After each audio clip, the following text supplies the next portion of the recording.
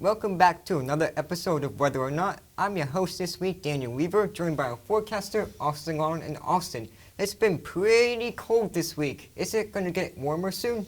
Has been pretty cold this week, Daniel, and I do see a pattern change and a slight warm-up heading into the next work week here. Well, I can't wait for that warm-up because I can't take this cold anymore, but we'll get to that in just a minute. But first, here's our Nature in the News.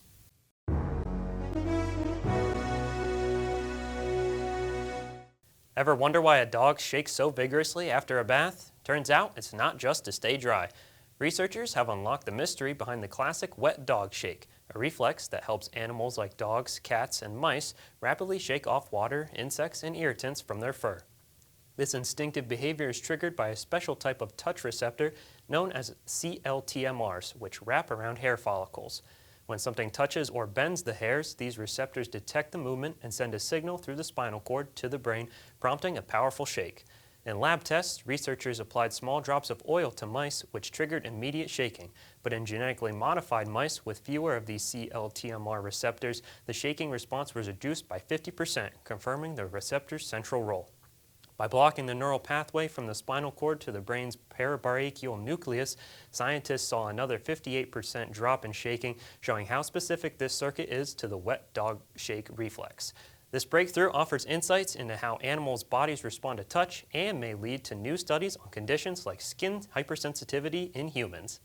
December 1st marks the first day of meteorological winter, and it sure feels like winter out there. We are currently experiencing our first big cold blast across the eastern half of the lower 48 with snowfall in many places. Just off the eastern shores of the Great Lakes, lake effect snow has dumped several feet of snow. The intense snowfall has caused portions of I-90 by Erie to shut down, leaving many motorists stranded out in the snow. Meteorological winter starts on December 1st because that is when the weather starts to behave and feel more like winter. Astronomical winter, what you are probably used to hearing about, is when the northern hemisphere is tilted farthest away from the sun, while the southern hemisphere is tilted closer to the sun, and thus leaving summer for them. So the days will continue to get shorter until we reach the winter solstice, which is Saturday, December 21st of this year. A bank of cells from people more than 100 years old have given scientists a new resource for studying longevity. Researchers have created a unique bank of stem cells derived from centenarians, individuals who have crossed the milestone of 100 years old. These stem cells, called induced pluripotent stem cells, or IPS cells, are reprogrammed from blood samples of centenarians, offering an unparalleled glimpse into the biology of aging. By converting these IPS cells into different types of human cells, such as neurons, scientists can closely examine the underlying mechanisms that make these centenarians so resilient to the ravages of time. Early findings suggest that neurons derived from centenarian cells respond to stress more effectively, activating robust quality control systems that protect against damage. This heightened cellular resilience could be a crucial factor in their exceptional aging process, especially in maintaining brain health. The research holds immense promise for the future of medicine. By unlocking the genetic and cellular secrets of centenarians, scientists aim to identify novel pathways for combating age-related diseases such as Alzheimer's, cardiovascular conditions, and even cancer. With every discovery, researchers are peeling back the layers of time, hoping to transform the art of aging into a science of rejuvenation.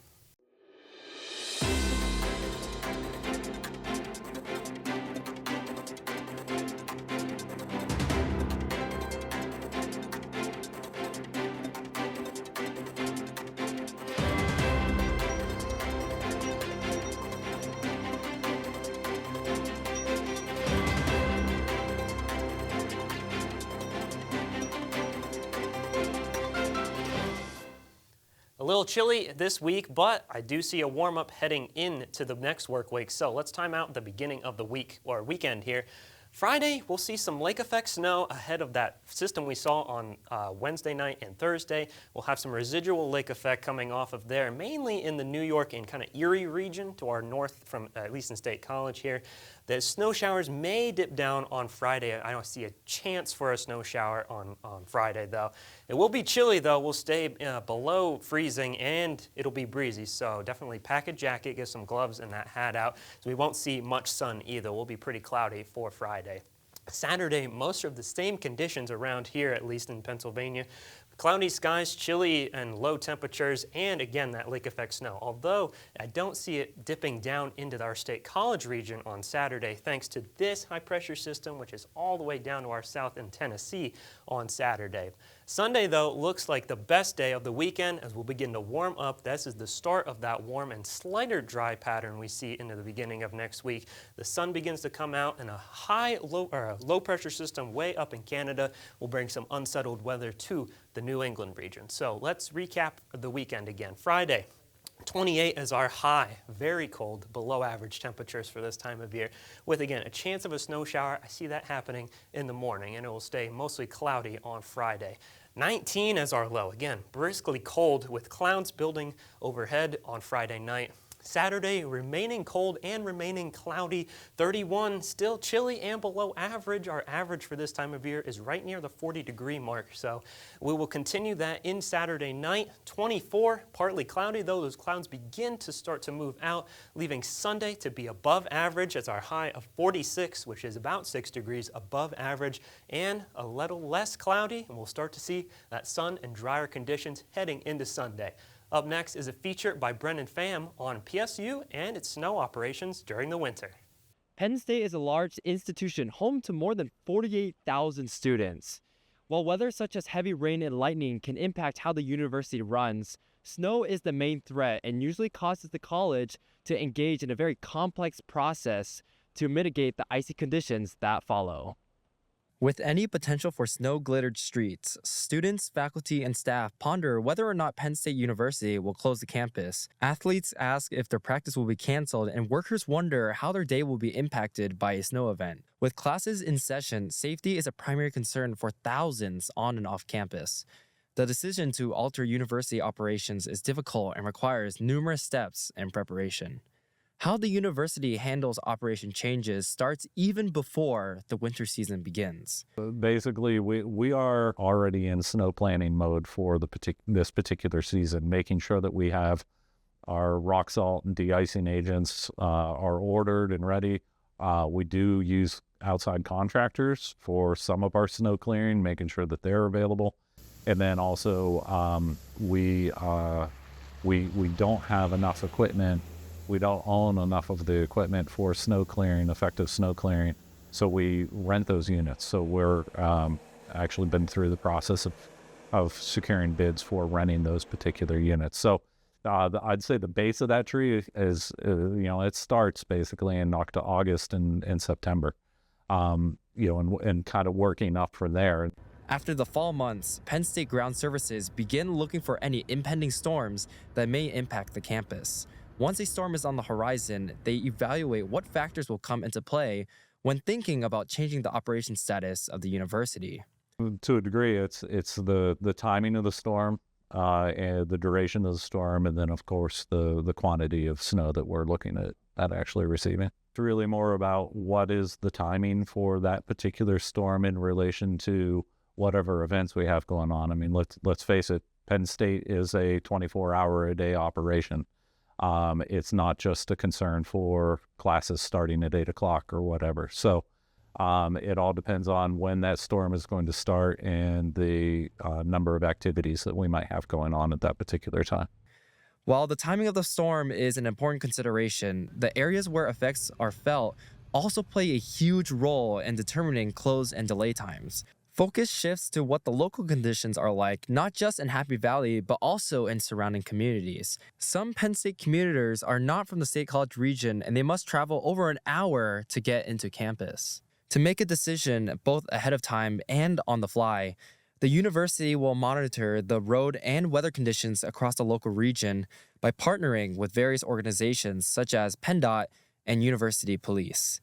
Ground Services will also consult with meteorologists on and off campus to get the latest information on the storm's impacts.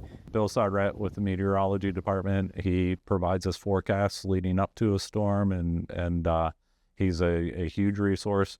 Of course, we're watching, all the online models, AccuWeather, and then in particular, the University Police and Public Safety will be monitoring the webcams that PennDOT has, just so that we can know what kind of what the travel conditions would be along all the highways leading into campus. or into State College for those people who are coming in from outlying areas. Once students and staff are on university grounds, the primary focus shifts inside campus to keep the area passable. The physical plant at Penn State will sweep roads and sidewalks on campus, while roads along the edge will continue to be maintained by PennDOT and local municipalities.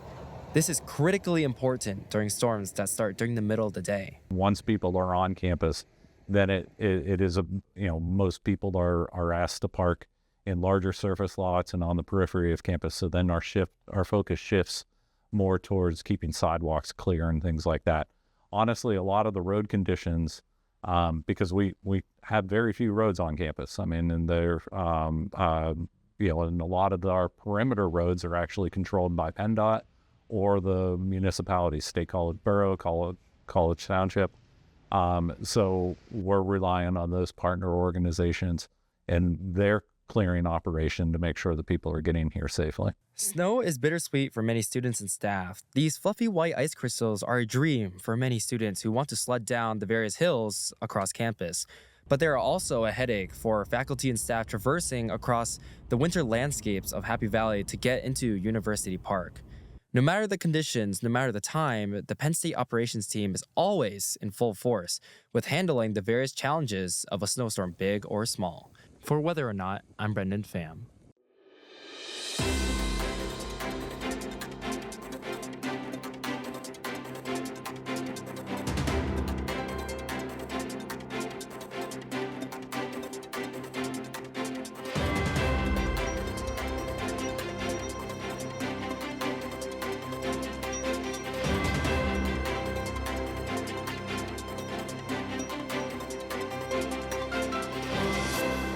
Start to see that slight warm-up on Sunday, but will those conditions stick around into the next week? Let's first recap the weekend here. We'll start off with some below-average temperatures. 28 is our high on Friday, mostly cloudy skies. We won't see much of the sun on Friday, helping to keep these temperatures way below average. Our average is around 40 degrees this time of year.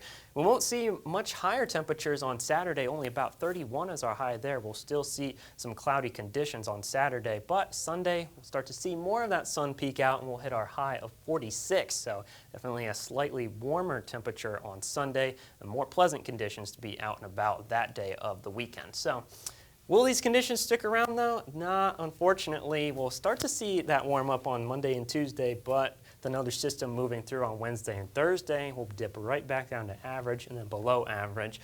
Monday we'll see some rain as the system moves through, and those clouds will help to keep those temperatures on Tuesday slightly higher. It's about near the mid-50s on Tuesday. Again, well above average for this time of year.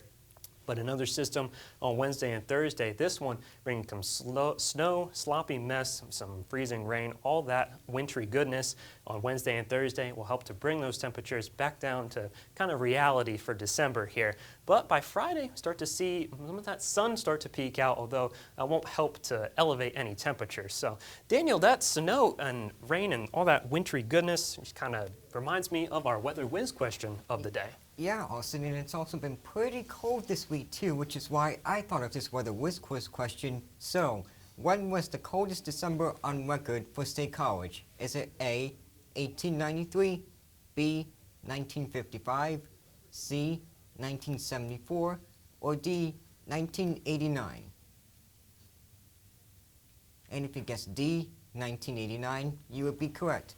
Now, Austin, this is your last show here with us. We're going to miss you, but before we let you go, what was your favorite memory from Weather or Not? My favorite memory from Weather or Not? Wow, there's been so many good ones. You know, I've been doing it for 2 semesters now. I don't really know if I could pick or choose, Daniel.